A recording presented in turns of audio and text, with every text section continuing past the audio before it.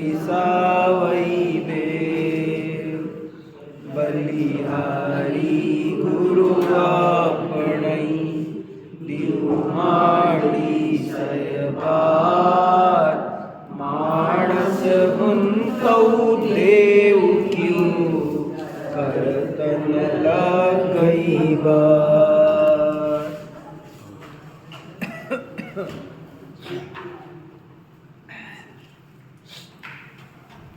ये पाउंड दोहा नाम का ग्रंथ है जिसकी रचना आज से 1200 वर्ष पहले मुनि राम सिंह नाम के आचार्य ने की है और इसके 118 दोहों का स्वाध्याय हमने कर लिया है।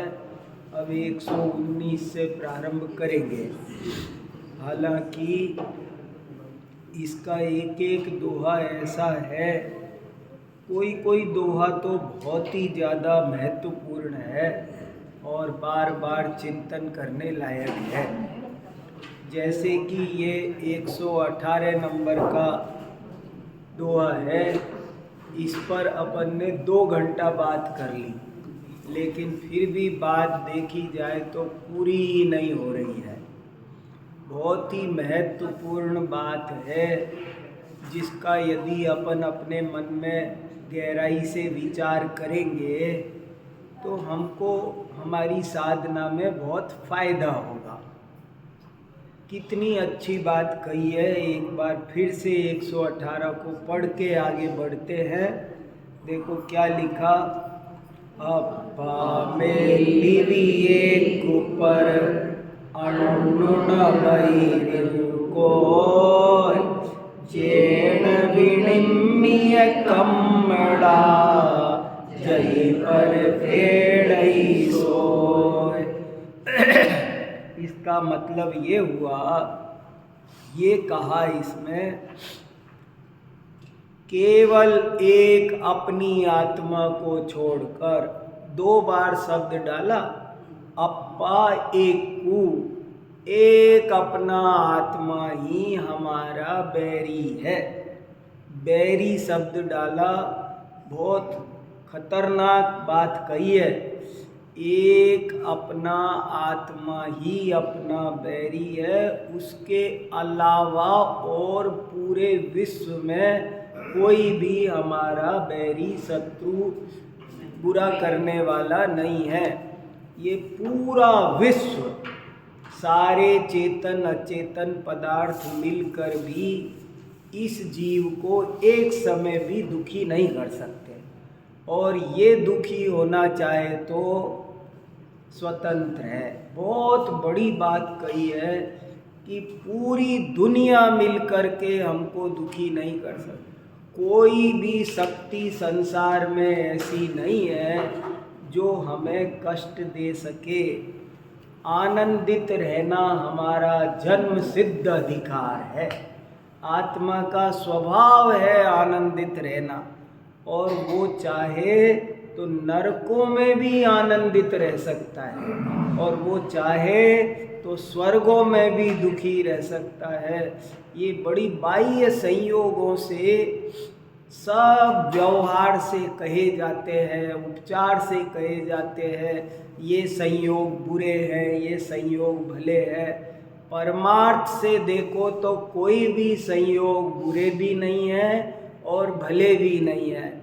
एक ही संयोग में ज्ञानी खुश रहते हैं, अज्ञानी दुखी होते हैं। कहते हैं कि कोई गाली दे तो परिणाम खराब होते हैं, लेकिन ज्ञानियों के कभी भी नहीं होते। कोई उनको कितनी भी गालियाँ, क्या गोली भी मारे तब भी उनके परिणाम खराब नहीं होते। ये बहुत ऊंची बात इन्होंने कही है कि तुम, इससे ये भी सिद्ध होता है कि काम बड़ा सरल है।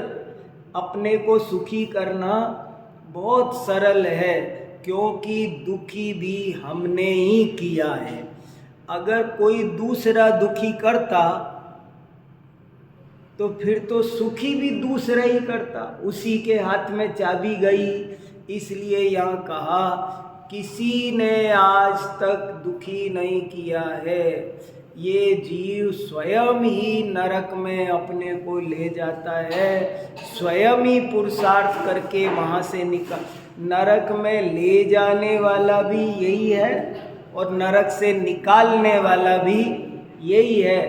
आप रोजमर्रा की जिंदगी में भी देखो कि जब हम दुखी होते हैं तो हमको किसने दुखी किया होता है। बाद में विचार किया करो जब जब दुखी होते हैं कि हमको किसने दुखी किया। पता चलता है हम खुद ही दुखी हुए थे। और समाधान क्या हुआ फिर? समस्या का समाधान क्या हुआ? समाधान भी कुछ नहीं है, अपनी समझ ही समाधान है। तो ये बात एक गजब की लगी। एक अपनी आत्मा को छोड़कर कोई भी हमारा बैरी नहीं है। हमने खुद ही विविध प्रकार के कर्म बांधे हैं। हमने मंद बुद्धि अपने को बनाया तो कौन जिम्मेदार है? हमने स्वयं अपने को। हमारे ज्ञान की हानि किसने की? कहने में आता है कर्म चोर सर्व लूटे। कोई कर्म चोर लूटते नहीं, हमारे भाव कर्म ही उसके लिए जुम्मे। सब निमित्त के कथन है, उपचार के कथन है, परमार्थ के कथन नहीं है। परमार्थ स्थिति ये है कि ये जीव स्वयं ही अपना शत्रु है। ये स्वयं ही अपने दुख का कारण बनता है। खुद ही ऐसे कर्म करता है, अपने पैरों पे कुल्हाड़ी चलाता है जानबूझ के, फिर रोता है कि मुझे कोई दुख दे रहा है। परमार्थ से सारी दुनिया मिल कर के भी, इंद्रादि मिल जाए तो भी किसी जीव को एक सेकंड के लिए दुखी नहीं कर सकते। देखो कितनी बड़ी बात है। और अपना परिणाम, हमारा खोटा परिणाम हमें दुखी किए बिना मानता नहीं है।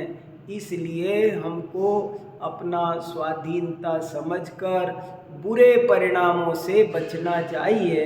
ये इसका संदेश है। बीज बोते तो बो देते हैं, हंस हंस कर बो देते हैं, लेकिन बाद में जब वो उदय में आता है तो कई गुना ब्याज सहित आता है। एक गेहूं का दाना बो तो एक ही नहीं उगता, एक बो तो एक उगना चाहिए ना। जैसा करो वैसा भरना चाहिए ना। तो हमने गेहूं बोया, बड़ी अच्छी चर्चा आई थी हमारी उस गोष्ठी में कि जैसा करो वैसा भरे। ये बात सही है कि गलत है? तो बोले सही भी है गलत भी है। गेहूं बोओगे तो गेहूं ही मिलेगा, जौ बाजरा मक्का नहीं मिलेगा। इस अपेक्षा से ये बात सही है कि जैसा करोगे वैसा भरेगा। लेकिन एक बोओगे, एक ही तो बोया था मैंने, एक उगना चाहिए। बोले नहीं ये नहीं होगा। अगर अंजना कहे मैंने तो 22 मिनट के लिए गलती की थी, 22 साल क्यों? बोले यही हिसाब है, ब्याज लगता है ना। ब्याज के बिना थोड़ी काम चलता है, ऐसे थोड़ी दुनिया चल रही है। तो बहुत ऊंची बात है, अपने को संभालने की उत्तम शिक्षा है। निरंतर सोचो, कभी भी किसी भी परिस्थिति में कोई परेशानी आए, कोई हमको दुखी नहीं करता है। हम ही स्वयं अपनी विपरीत मान्यता के कारण, अपने विपरीत ज्ञान के कारण, अपने विपरीत आचरण के कारण दुखी होते हैं। हम यदि अपना श्रद्धा ज्ञान आचरण ठीक रखें तो दुनिया में कैसी भी स्थितियां बने। ऐसे लिखा है रत्नकरंड सावकाचार में, 3 लोक में खलबली मच जाए, ऐसा संकट भी आ जाए, इतनी जोर का भूकंप आ जाए।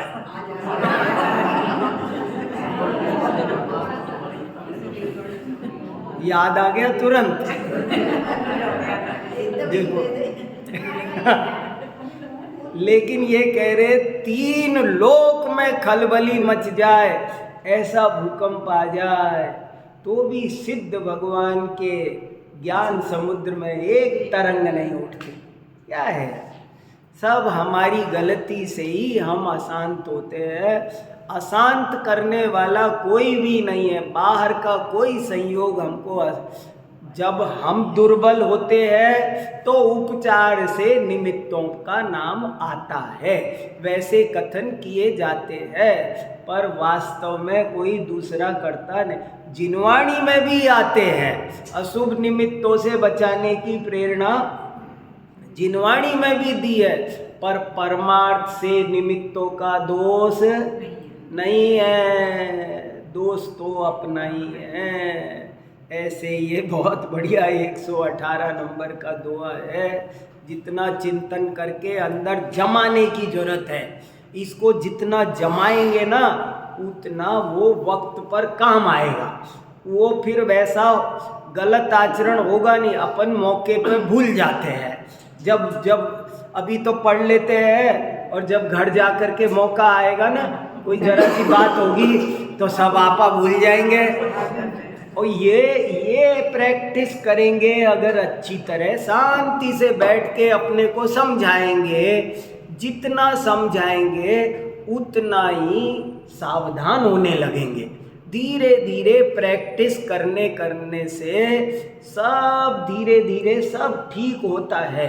इसलिए लेकिन इस चीज़ को अच्छे से जमाना चाहिए। अब पढ़ते हैं दोहा नंबर 119। जई वारं तो तहीं जी पर आप मण न धरे, विषयः कारण जीवड़ऊ नर दुख सहे। मैं जो अभी कह रहा था वही बात आ गई। मैं पढ़ के आया होता हूँ ना, तो वो अनजाने में ही वो वहीं वो गाड़ी ट्रैक उसी लाइन पर घूम ही जाता है।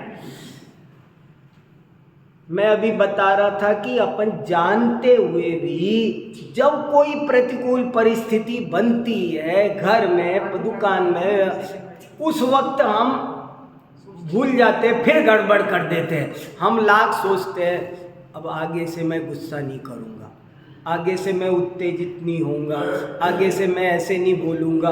अपन सब सोचते हैं आगे से मैं ना ऐसे परिणाम खराब नहीं कर, फिर कर बैठते हैं। तो ये क्या होता है, उसके चर्चा इस 119वें दोहे में आ रही है कि देखो, जई वारं तो तहीं जी पर अपह मण न धरे। अपह मण मेरा मन, अपना मन, अपह माने अपना, मण मन, अपना मन, मैं इसे रोकता हूँ। वारं, वारं माने वारना, निवारण करना, रोकना।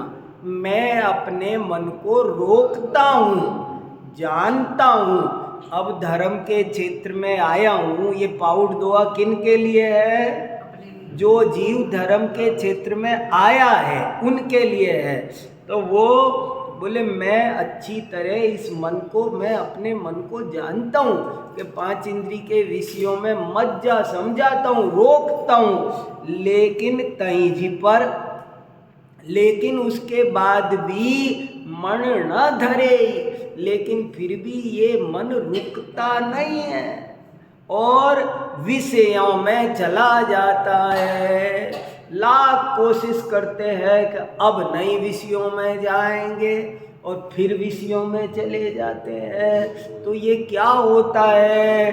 तो बोले ये सब यही होता है कि ऊपर की बात को अच्छे से जमाया नहीं है, भूल जाते हैं, मौके पे उस बात को भूल जाते हैं। उसको जमाए तो ये विषयों में न जाए। ये मन, मैं अपने मन को बहुत रोकता हूँ कि विषयों में ना जाए, लेकिन ये मेरा मन रुकता नहीं है और विषयों में चला जाता है। और विषयों में जा कर के फिर क्या फल मिलता है? नतीजा क्या? नरह दुख सहे, फिर नरकादि के दुख सहन करता है। शास्त्र में पढ़े हैं, सबके संस्मरण पढ़ते हैं, मंदिरों में चित्र लगे हैं, देखते हैं और खुद जानते हैं, लेकिन फिर भी गड़बड़ ये कर देते हैं कि हम अपने मन को संभाल नहीं पाते हैं। मन हमारा मित्र है, यदि उसे बहुत अच्छी तरह समझाएंगे। बहुत बार ये खासकर व्यसन जिनको लगते हैं ना, उनको पूछो, वो चाहता है कि अब गुटखा नहीं खाऊंगा, अब शराब नहीं पीऊंगा, पर फिर ऐसे ही हमारी भी आदत है, वो तो बड़े दोष हैं, लेकिन हमारी भी आदत ऐसी होती है, लोभ में अब मैं नहीं पढ़ूंगा, फिर पढ़ जाते हैं, क्रोध में नहीं जाऊंगा, फिर पढ़, मान के बारे में इतना बढ़िया प्रवचन सुनते हैं मार्दव धर्म के दिन, ओहो, और फिर बाद में फिर वही तो, ये क्या है? तो बोले ये मन को अच्छे से जमाओ, अंदर से समझाओ कि वास्तविक स्थिति क्या है, इसका इसको एहसास कराओ। एहसास जितना गहरा एहसास होगा उतना ही ये सुधरेगा। जई वारं तो तहीं जी पर आप मरण धरे, विषया कारण जीवड़ऊ नरया दुख सहे। जरा से सुख के कारण, जरा से लापरवाही के कारण ऐसी गलती कर बैठता है कि नरक आदि में जाना पड़े। सल्लेखना के समय साधक क्यों सावधान हो जाता है? जब सल्लेखना की समाधि की बेला आती है तो धर्मात्मा श्रावक बहुत सावधान हो जाता है कि ये मेरी परीक्षा की घड़ी आई है, अगर अब चूका तो बहुत नुकसान हो जाएगा, और वो सावधान रहकर विजय पा लेता है। ऐसे ही हमको भी सावधान रहना है। जरा सी बात के खातिर, छोटी छोटी बात के खातिर, अरे ये खाने में नहीं मिला तो ये नहीं, जरा से लाइट गई तो जरा सा, थोड़ा सब्र, कोई बात नहीं, कोई बात, क्या आफत आ गई, हमने भव में सब कुछ पाया, तृप्ति तो हुई नहीं, तो अब इन क्षणिक भोगों से कहाँ तृप्ति हो जाएगी? यदि हम अपने मन को समझाएंगे तो नरक आदि दुर्गति में पड़ने से अपनी आत्मा को बचा लेंगे। सावधान रहो, मन को उधर मत जाने दो, सावधान। जैसे डेंजर का बोर्ड लगा रहता है ना, 11,000 वोल्ट, सावधान, तो फिर हाथ लगाते हैं।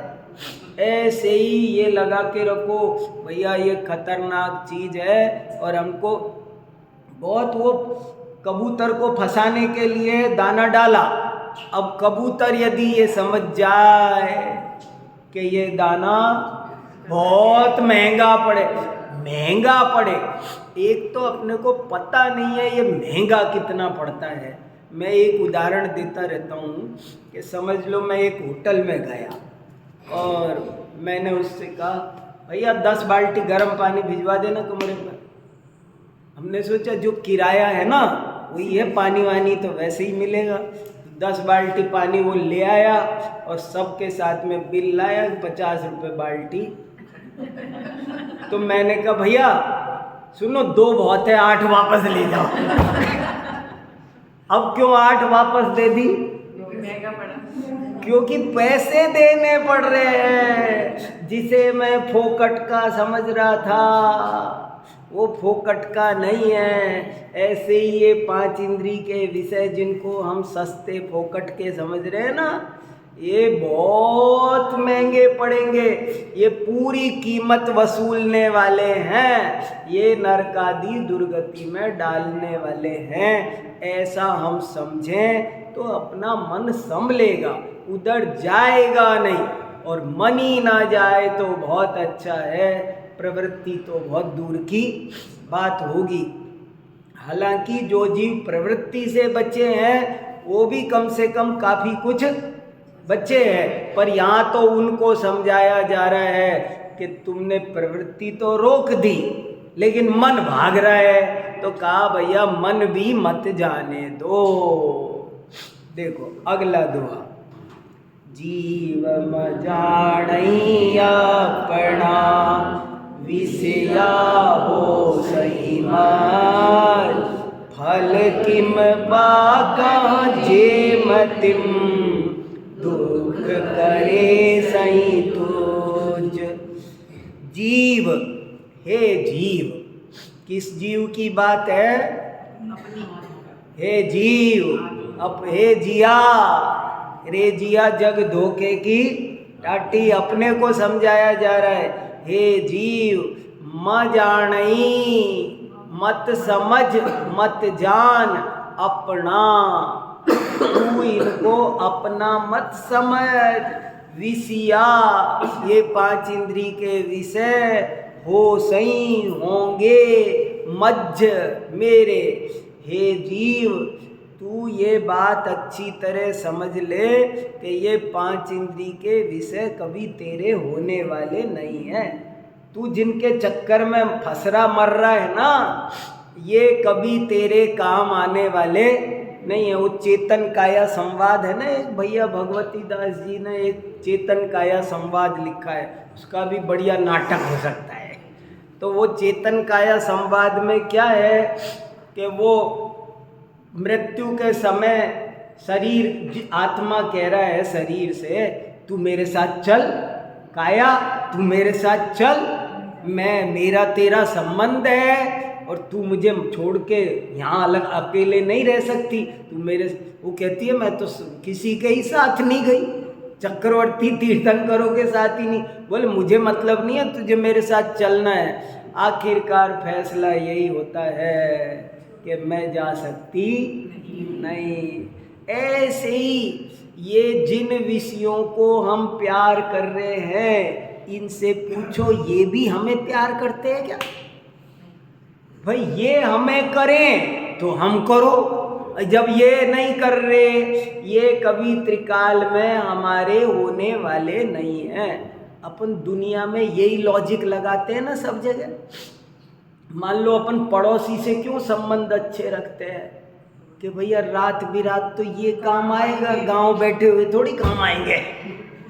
नहीं, कोई भी काम हो, वो जो लोग अमेरिका तक भी शिफ्ट हो गए ना दूर दूर तक, वो भले आपसे वीडियो पे बात करते हैं, रोज करते हैं, लेकिन वो ये जानते हैं कि जब भी कोई दुख आएगा तो तत्काल काम आने वाले वो नहीं है, ये मेरा पड़ोसी काम आएगा। ऐसे ही बोले ये विषय जिनके पीछे तुम सब कर रहे हो, याद रखो ये कभी तुम्हारे अपने हुए नहीं, अपने सगे हुए नहीं, होंगे नहीं, किसी के नहीं हुए।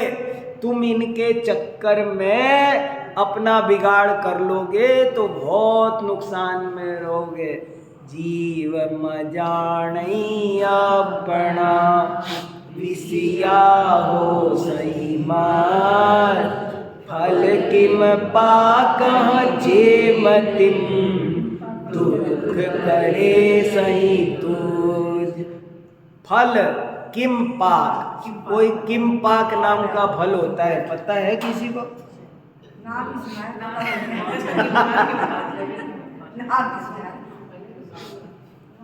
पता नहीं क्या होता है।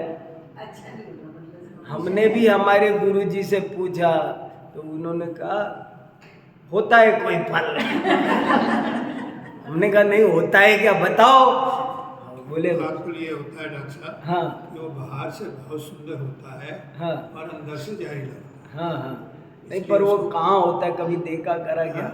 ये एक उदाहरण के तौर पे है। हाँ, वही नहीं, मैं मेरे गुरुजी की बात बता ये रहा। बाहर से बहुत बढ़िया देखने में सुंदर है, हाँ, और अंदर से जहरीला। हाँ, बस ये होता मगर उसकी वास्तविक सत्ता कहाँ मिलता है? ग्रीन पार्क स्टोर में हर पेड़ पे लग रहा है, ये हर पेड़ पे लग रहा है, जहाँ से थोड़ा क्या यही बात फल है, मिलेगा। क्या बात है, क्या बात है, क्या बात है, बहुत बढ़िया होती।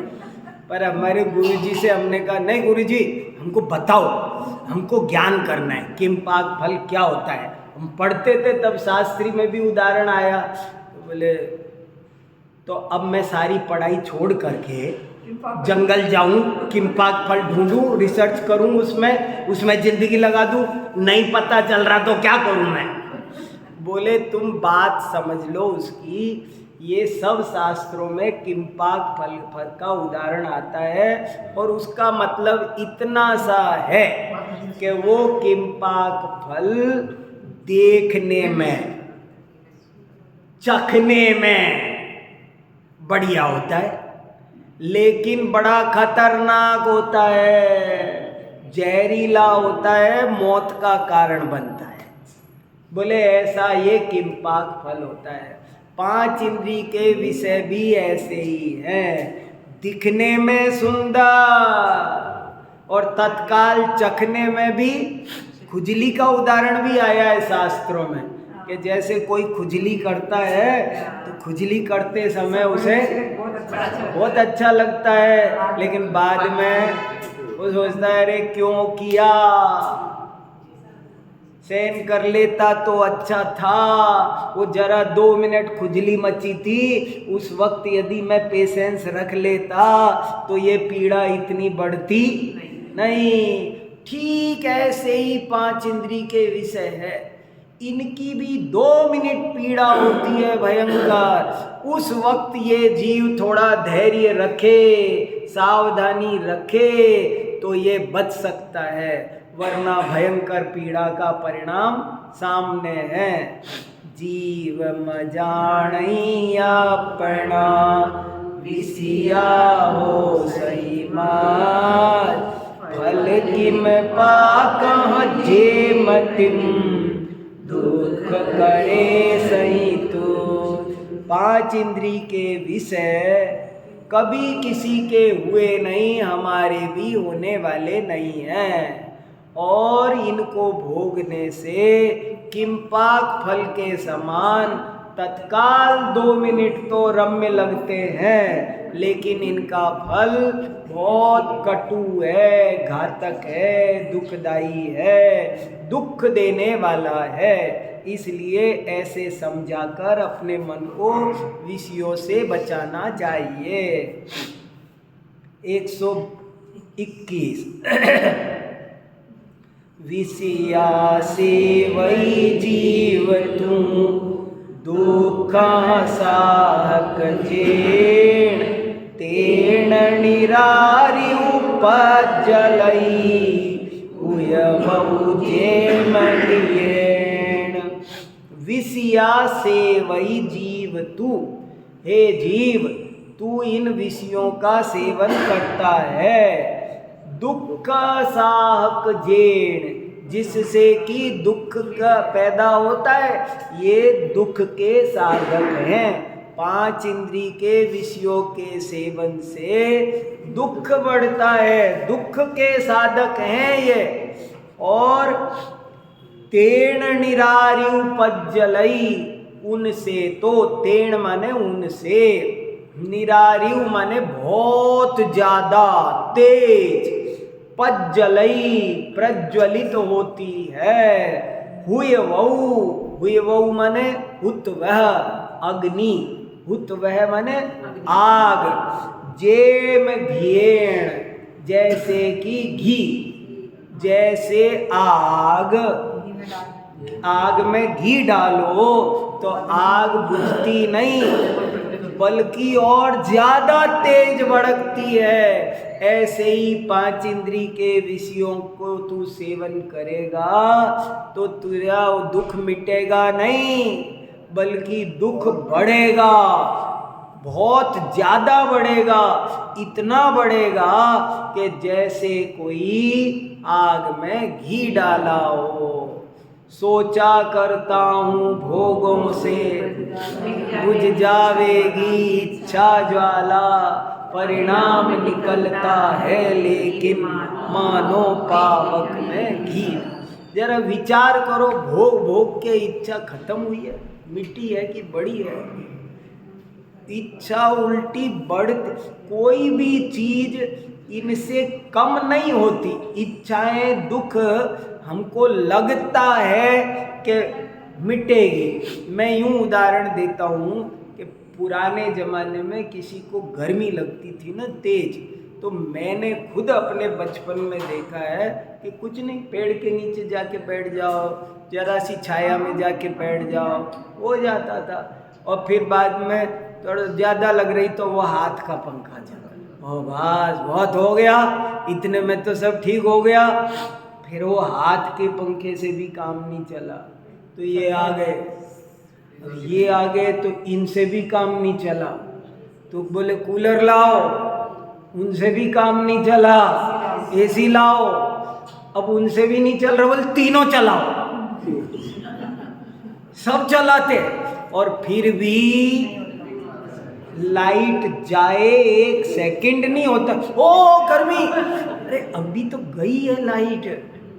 लेकिन इस लाइट क्या चलते चलते गर्मी लगती है, ठंडा नहीं कर रहा। हाँ तेज करो, और तेज करो, गैस खत्म हो गई होगी, सर्विस कराओ, जबरदस्ती आकुल। हे भगवान, वास्तव में इस पक्ष पर भी तसल्ली से अपने मन को समझाना चाहिए कि भाई देख, इनके भोगने से तेरा पेट भरता हो तो भोग ले, और अगर बढ़ती हो भूख तो ये गलत काम मत कर।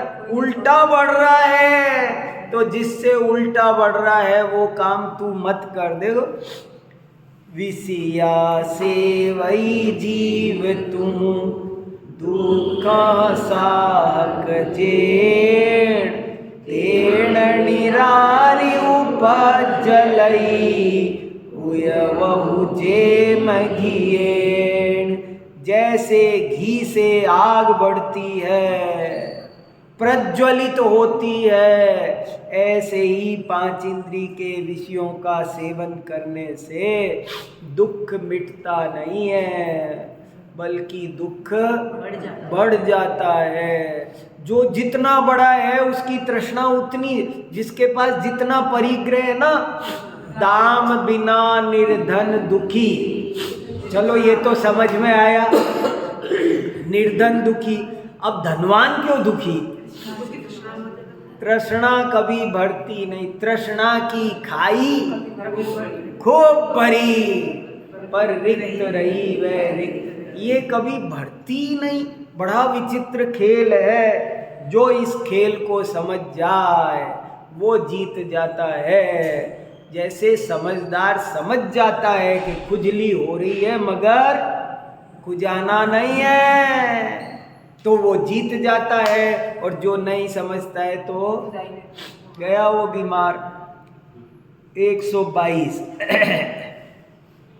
अशरीर संधाणु क्यों सोधाण कुणिरो, शिवता तिम जो संधियौ सो अच्छैनी चिंत। देखो, दुनिया में लोग तरह तरह के प्रयोजन, अपने लक्ष्य बनाते हैं और कहते हैं मैंने अपने लक्ष्य की प्राप्ति कर ली, ये करना था। देखो जी, मैंने सोचा था मैं 2 मकान बनाऊंगा, मैंने बना लिए। मैंने ये सोचा था, मैंने तरह तरह के अपने लक्ष्य बनाते, टारगेट। तो कहते हैं बहुत टारगेट जिंदगी में पूरे किए, पर क्या तुमने अपने आत्मज्ञान का टारगेट पूरा किया? देखो, अशरीर संधाण क्यों शोधाणक निरोत। हम उसी को धाणुक कहते हैं, उसी को धनुर्धर कहते हैं। वही असली धनुर्धर है, वही असली पुरुषार्थी है। लोग अपना पुरुषार्थ सुनाते हैं जरा जरा सी बात पे। साहब आपको पता है, जब मैं यहाँ आया था तो लोटा डोर लेके आया था, कुछ नहीं था मेरे पास में, और अब क्या सुनाते हैं कहानियाँ, ऐसे सुनाते हैं मूछ तान तान करके, जैसे हमने बहुत बड़ी जंग जीत ली हो। कहते हैं तुमने ये सब किया, लेकिन कवि कह रहा है मैं तो तुम्हें असली उद्यमी, असली पुरुषार्थी तब मानूंगा जब तुम शरीर से पार अपने आत्मा को देख लो, जान लो, पहचान। ये किया तुमने, ये किया तो समझ लो तुम उद्यमी हो, और ये नहीं किया तो आत्मा को जाना तो सब जाना, और आत्मा को नहीं जाना। बहुत साफ साफ लिखा है शास्त्रों में, आत्मा को जाने वही ज्ञानी, भले और कुछ ना जाने, कभी लिखना ना आता हो तो ज्ञानी, और आत्मा को न जाने और पंडित हो दुनिया भर के शास्त्रों का तो जिनवाणी उसको कुछ ज्ञानी मानती नहीं है। इसलिए ये कह रहे, ये बात हमें ध्यान में रहनी चाहिए। हम कितने पढ़े लिखे, बोले कोई सर्टिफिकेट दिखाने की जरूरत नहीं है। ये बताओ तुमने अशरीरी आत्मा देखा? अशरीरी आत्मा शरीर में, बोले साहब वो है ना, एक बाण में 7 पेड़ गिरा देते थे। बोले बहुत सुनी है हमने। कहाँ गए चक्री जिन जीता, इस धरती पर बड़े बड़े हुए चले गए। तुम तो ये बताओ तुमने अशरीरी आत्मा को अपना टारगेट बनाया, उसको देख पाए? उसको देखा तो शाबाश, और उसको नहीं देखा तो धिक्कार, जीवन बेकार। देख अशरीर संधाणु क्यों सोधाणक निरोत, शिव तिम जो संधियऊ सो अच्छी चिंत। क्या नीचे की लाइन कह रही, देखो पूरा श्लोक फिर से दोहा। जिसने अशरीर का संधान किया, संधान कहते हैं ना, सर संधान, निशाना लगाना। जिसने अशरीरी आत्मा को निशाना बनाया, जिंदगी का टारगेट बनाया और देख लिया, लगा दिया निशाना, हाँ दिख गया। जिसे अशरीरी आत्मा दिख गया वही असली धनुर्धर है, वही असली पुरुषार्थी और उद्यमी है। शिव तत्व जो संधियऊ, अंदर में जो शिव तत्व है, शिव माने कल्याणकारी, जो वीतराग विज्ञानमय ज्ञानानंदमय आत्म तत्व है, शरीर में रहते हुए भी जो शरीर से पार है, जिसके रागादि है पर जो रागादि से भी पार है, उस तत्व को दे। ये धनुष क्यों लगाया? कि जैसे धनुष लगाते हैं ना, अर्जुन से कहा चिड़िया, तो बस सब ऐसे ही निशाना लगाना है। भेद ज्ञान, निशाना क्यों कहा? भेद ज्ञान कराना है। भाव कर्म, द्रव्य कर्म, नो कर्म को छांट कर वो रहा ज्ञानानंद, उसको जिसने निशाना बनाया वही असली धर्मात्मा है, वही असली धनुर्धर है। क्योंकि उसने शिव तत्व को पहचान लिया। अंदर में छुपा हुआ है शिव तत्व, कवर्ड है वो, 3 लेयर है उस पर, भाव कर्म, द्रव्य कर्म, नो कर्म की, और उसकी जो संधि जिसने छेद दी, समझ लो वही अब जिंदगी में निश्चिंत होने का काम वही कर सकता है। बाकी सबको चिंता है क्या होगा, भव पूरा हुआ तो क्या होगा। वही व्यक्ति निश्चिंत हो सकता है जिसने अपने शिव तत्व को, आत्म तत्व को देख लिया। उसे जिसने एक बार देख लिया वो निश्चिंत हो गया। निश्चिंत क्यों कहा? जिसने एक बार देख लेता है, कर्णान योग भी कहता है कि जो एक बार आत्म दर्शन कर लेता है, सम्यक दर्शन कर लेता है, उसका सिद्ध शिला पर रिजर्वेशन हो जाता है। अब देर हो सकती है पर अंधेर नहीं है। अब वो एक ना एक दिन ये निश्चिंत क्यों आया? निश्चिंत क्यों आया कि भैया देखो, जैसे कहते हैं ना, जैसे बहुत दिन से बात चल रही है बेटी की शादी, बेटी, और जब रिश्ता तय हो जाए तो निश्चित हो जाता है। अब कोई का अभी हुई थोड़ी है, अभी तो 3 महीने बाद, अजी वो कोई बात नहीं है, 3 महीने 4 महीने क्या हो, रिश्ता तय हो गया ना, हो गया तो काम हो। ऐसे ही वो कह रहे, जिसने एक बार अपने शिव तत्व को देख लिया, उसका दर्शन कर लिया, भले वो अभी फिर से भूल जाए तो भी अब वो निश्चिंत है, क्योंकि उसकी ये विद्या उसे अब अनंत संसार परिभ्रमण वो नहीं करेगा।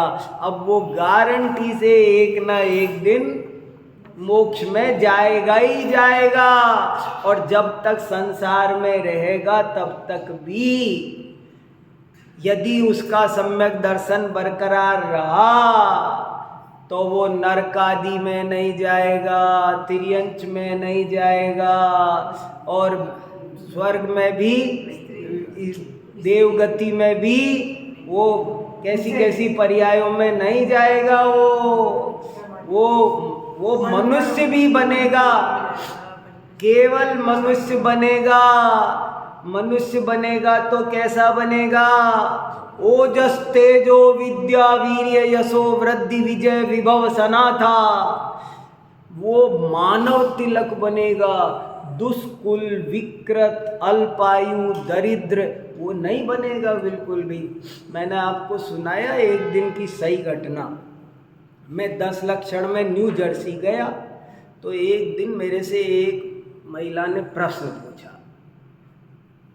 5 दिन 6 दिन हो गए मुझे प्रवचन करते करते, और उसने प्रश्न पूछा, बोले पंडित जी आप रोज दोनों टाइम 3 टाइम मोक्ष मार्ग का उपदेश हमको दे रहे हो, लेकिन एक बात बताऊं आपको सही सही, हमको मोक्ष में कोई इंटरेस्ट नहीं है। बोले हमको मोक्ष जाना नहीं है, हमारे कुछ समझ में भी नहीं आ रहा, वहाँ क्या होगा पता नहीं, यहाँ सब बढ़िया चल रहा है, कोई ऐसी दिक्कत नहीं है। आप जो 3 टाइम खूब समझा रहे हो ना, 1-1 घंटा बोल बोल करके आप हमको मोक्ष का मार्ग बता रहे हो, लेकिन हमको मोक्ष में जाने की कोई इच्छा नहीं है। बोले आप तो कोई ऐसा रास्ता हो तो बता दो कि हम मनुष्य बन जाए, फिर देव बन जाए, फिर मनुष्य बन जाए, फिर देव, बस नरक ना जाए, तिर्यंच में ना जाए। आप मोक्ष जाने का मत बताओ, हमको वहां नहीं जाना। वहां क्या करेंगे जा करके? बोले हमको वहां नहीं जाना। आप उसी का रास्ता बता रहे हो जो हमको जाना ही नहीं है। आप तो कोई ऐसा रास्ता बताओ कि हम है ना मनुष्य बन जाए, बढ़िया से मनुष्य बन जाए, देखो जी, और फिर देव बन जाए, फिर मनुष्य बन जाए, ये चलता रहे तो हम अनंत काल यहाँ रहने तैयार है। बोले आप तो ऐसा कोई रास्ता हो तो बताओ। तो मैंने कहा है ऐसा रास्ता। अब देखो उत्तर सुनो गजब का। मैंने उनसे कहा उत्तर है, इसका रास्ता भी है। आप ऐसा करो, एक बार सम्यक दर्शन कर लो। मैंने कहा अगर आप सम्यक दर्शन कर लोगे ना तो आपको इंश्योरेंस हो जाएगा पक्का कि आप नरक में नहीं जाओगे, गारंटी है, स्टाम्प पेपर पे। 3 तीर्थंकर गारंटी दे रहे तुम नरक में नहीं जाओ। बोले पक्का? मैंने कहा हाँ पक्का नहीं जाओगे। और मैंने कहा सुनो, तुम तो कह रहे हो देवगति में चले, देवगति भी 4 तरह की होती है, 75% तो खराब होती है, 25% ही काम की है। भवनवासी, व्यंतर, ज्योतिषी, ये 3 तो असुर कुमार के, तुम इनमें नहीं जाओगे, सिर्फ वैमानिक देव बनोगे, गारंटी। बोले अच्छा? मैंने कहा हाँ। और मनुष्य में भी सुनो, तुम है ना विकलांग नहीं बनोगे, अंधे, बहरे, लंगड़े, निर्धन नहीं बनोगे, दरिद्र नहीं बनोगे, बोले ऐसा है? मैंने कहा हाँ ऐसा है। रत्न करंट दिखाया। आप ये बताओ कि अगर आज कोई इंश्योरेंस कंपनी मुझे एक इंश्योरेंस दे कि तुम जिंदगी में बहरे अंधे लंगड़े नहीं होगे, तो मैं कितनी प्रीमियम जमा कर सकता हूँ? एक हाथ का इंश्योरेंस हो ना, हाथ का इंश्योरेंस, तो कितनी प्रीमियम लगती है। और उसके बाद भी इंश्योरेंस कंपनी क्या करती है, मान लो मैंने मेरे इस हाथ का इंश्योरेंस करा लिया, तो इंश्योरेंस के मैं पैसे दे दिए उसको 2 लाख रुपए कि भैया लो चलो। अब हाथ कट जाए तो हाथ कट गया। अब मैं गया कंपनी के पास में, मैंने कहा सर जी वो आपने बीमा किया था, मेरा तो हाथ कट गया। तो वो कहेंगे तो क्या करें, पैसे ले जाओ। हाथ नहीं मिलेगा, हाथ गया तो गया, लेकिन कंपनी हाथ नहीं दे सकती। लेकिन जिनवाणी ऐसा इंश्योरेंस दे रही है कि वो फिर आपके साथ वो ऐसा इंश्योरेंस होना चाहिए ना। मैं हाथ का इंश्योरेंस ले हूं तो ऐसा इंश्योरेंस होना चाहिए फिर हाथ कटे ना, कुछ भी हो। ऐसा इंश्योरेंस ऐसी कोई कंपनी है? ऐसी कोई कंपनी दुनिया में नहीं है। लेकिन सम्यक दर्शन नाम की एक ऐसी जीवन बीमा निगम है कि जो उस पे उसको प्राप्त कर लेता है, वो कहते हैं दुष्कुल विकृत अल्पायु दरिद्रताम। बताओ कभी दरिद्र नहीं होगे, कैसी गजब की बात है। ओजस तेजो विद्या पराक्रमी बनोगे।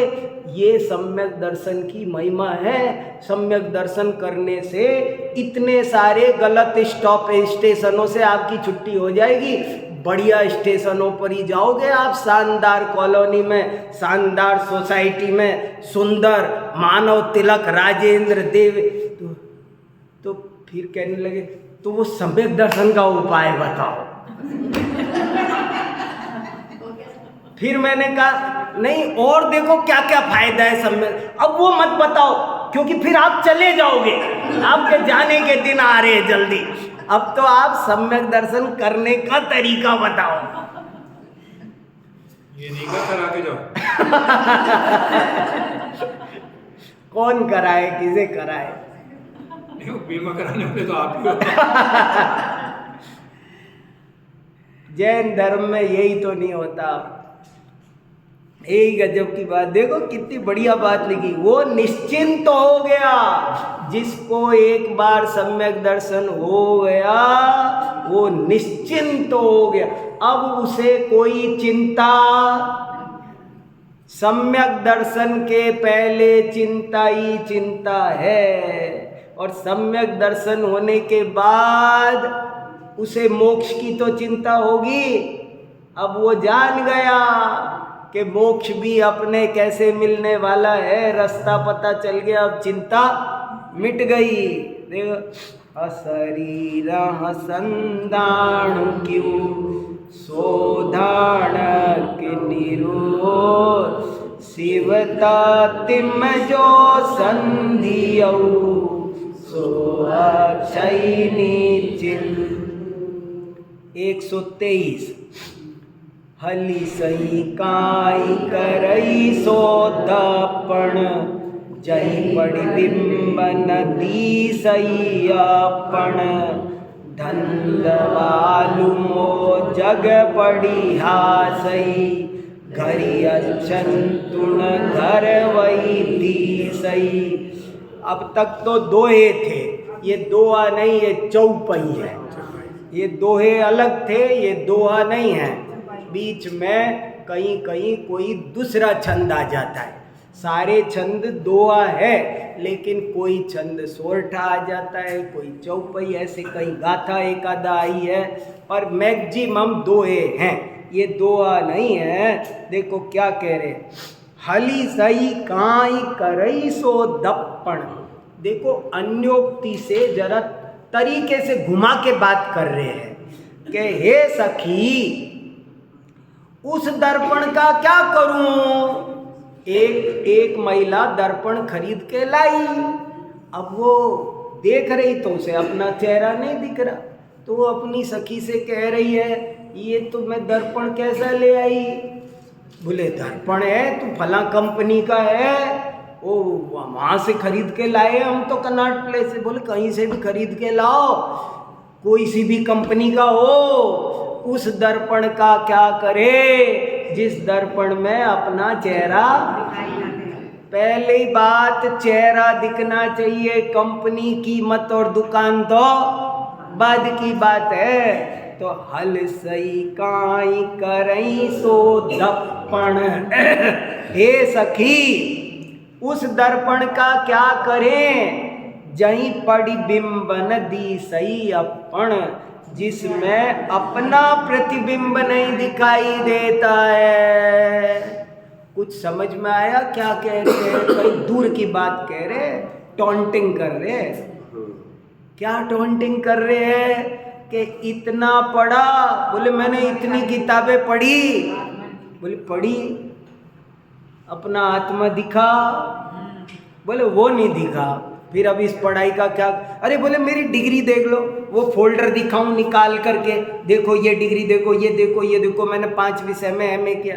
तो बोले सब समझ गए, ये बताओ अपने को जाना, अपने को जाना तो सब जाना और नहीं तो कुछ नहीं जाना, बेकार। बढ़िया अच्छी कहानी है वो कि भैया वो पंडित जी बैठे नाव में और नाविक से बात करने लगे।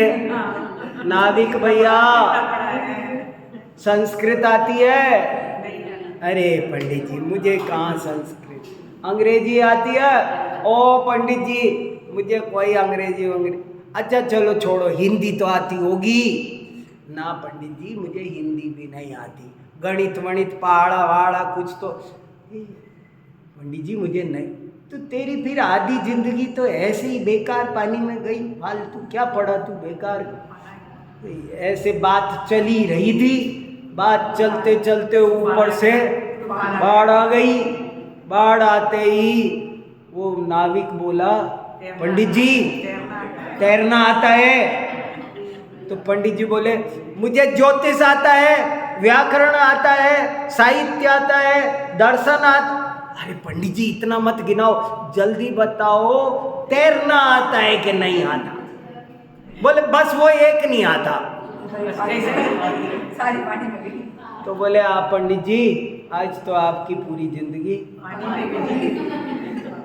मैं तो निकला तैर करके निकल जाऊंगा मैं तो, मगर आप तो ऐसे ही जीवन में आए। देखो ये आज के सारे दोहों का मतलब यही है कि जीवन में अशरीरी आत्मा के दर्शन नहीं किए तो कोई कह देखो साहब हमारे इतने पोते इतने बेटे सब एक एक बड़े बड़े घर में रिश्ते हुए, लोग बड़ा सुनाते, मैं घरों में जाता हूँ मन ही मन हंसता रहता हूँ। मैं बहुतों के घर जाता हूँ, अंदर ऐसे ऐसे सुनता रहता हूँ, हंसता रहता हूँ। क्या करूँ मैं? वो सुनाते बहुत लंबी लंबी चौड़ी चौड़ी कहानियाँ सुनाते, अपना इतिहास पूरा कुटुंब का वो सब दिखाएंगे, एल्बम दिखाएंगे, सब सुनता रहता हूँ। क्या करूँ मैं? तो कह रहे अशरीरी आत्मा को देखा क्या? वो बताओ, वो एजेंडा बताओ। वो बोले वो देखा तब तो बात सही की, तब तो जीवन सफल, और वो नहीं किया तो निष्फल। आत्म तत्व को जाना तो पास और उसको नहीं जाना तो फिर हली सही काई करई सो दप्पण, जही पड़ी बिंबण दी सही अपन, धंधवालु मो जग पड़ी हासई, घरी अच्छंतुण घर वही दी सई। धंधवाल मो जग पड़िया, मुझे ये दुनिया हास्यास्पद लगती है, मुझे हंसी आती है इस दुनिया पर। ये दुनिया जाने किस गोरख धंधे में लगी हुई है, सबको जाने क्या क्या शौक चल रहा रे, कोई काय में मगन है, कोई साहब हमारे यहाँ इतनी गाड़ियाँ हैं पुरानी, आपको पता है वो सबसे पहले फोर्ड आई वो हमारे यहाँ गैरेज में है, बस इसी पे नाक ऊंची हो रही है।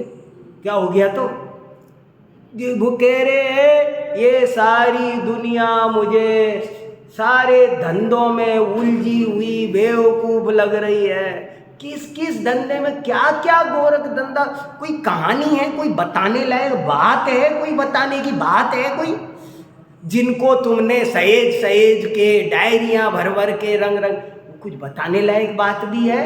पर तुम है ना, वो कह रहे मुझे ये सारी दुनिया हंसी का पात, मुझे हंसी आ रही है, मुझे सब जगह घर अच्छंती, घर तो दिखाई दे रहा है लेकिन घरपति गायब है। उस मंदिर की कितनी महिमा करें कि जिसकी दीवारों पे बहुत ऊंचा संगमरमर सब कुछ है पर भगवान नहीं है। मंदिर बहुत बढ़िया बनाया, भगवान नहीं। ऐसे ही कह रहे वो घर ही घर है, घरपति कहाँ है? जिंदगी भर सब किया मगर करने लायक काम तो बचा ही रह गया। पेपर में बैठे, सब कॉपी पेन ले गए, सब भरा, अटेंडेंस सीट भरी, रोल नंबर भरा, पेपर पढ़ा, 4 बार पढ़ा, पर लिख कर नहीं आए।